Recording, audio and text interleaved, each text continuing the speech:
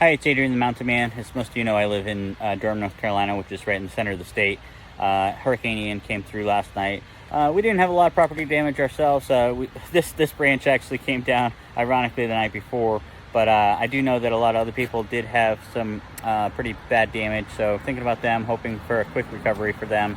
Our power did go out last night. It's still out, so waiting for that, and hopefully it'll come back. I'm supposed to go up to New Hampshire for the Mid-State Massive. I'm going to be leaving on Monday, so but if the power's not on before Monday, I'm going to stay and wait until that happens, so my wife's not here by herself without power. All right, thinking about everybody, and hope everybody's doing well.